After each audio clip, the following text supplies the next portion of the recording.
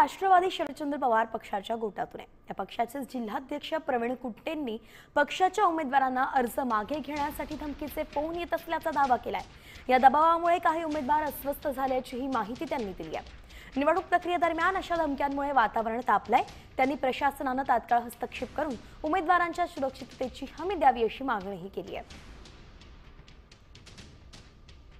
आपल्या सुद्धा शरद पवार गटाचे नेते प्रवीण कुट्टे पाटील खरं तर रणधुमाळी सध्या जी आहे ती नगरपरिषद नगरपंचायतच्या निवडणुकीची सुरू आहे आणि अशातच आज नामांकन अर्ज वापस घेण्याचा शेवटचा दिवस आहे। मात्र या सगळ्या संदर्भात त्यांच्या पदाधिकाऱ्यांसोबत नेमकं काय घडलं या सगळ्या संदर्भात बोलण्यासाठी आपल्यासोबत प्रवीण भाऊ आहे। आम्ही जिल्ह्यामध्ये नगरपंचायतची निवडणूक असेल, नगरपालिकाची निवडणूक असेल, एक तिसरी आघाडी म्हणून आम्ही निवडणूक लढवतोय आणि तुमच्या माहितीकरता म्हणून सांगतो, आम्ही अनेक मतदारसंघामध्ये चांगले सशक्त उमेदवार उभे केले।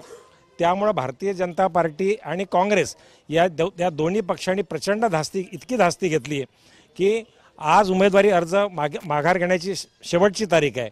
काल रात्रीपर्यंत आमच्या उमेदवारांवरती टेलिफोनद्वारे अज्ञात ब्लाइंड कॉल करून काँग्रेस नेत्यांनी तुम्ही माघार घ्या नाहीतर तुमचा जीवाचं काही बरं वाईट होईल अशा प्रकारचे धमकीबाजा देण्याचं काम भारतीय जनता पार्टी आणि काँग्रेस पक्षाचे नेते ज्या पद्धतीने आमच्या तिसऱ्या आघाडीच्या विशेषतः आमच्या पक्षाच्या उमेदवारांना करत आहेत त्याचा या ठिकाणी तीव्र शब्दामध्ये निषेध करतो।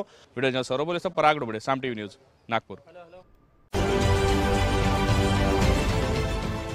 देश विदेशातील प्रत्येक घडामोडींचे लाईव्ह अपडेट मिळवण्यासाठी आता साम टीव्हीच्या सर्व सोशल मीडिया प्लॅटफॉर्मला लाईक, फॉलो आणि सबस्क्राईब करा। तसंच सर्व नोटिफिकेशनसाठी बेल आयकॉन प्रेस करायला विसरू नका।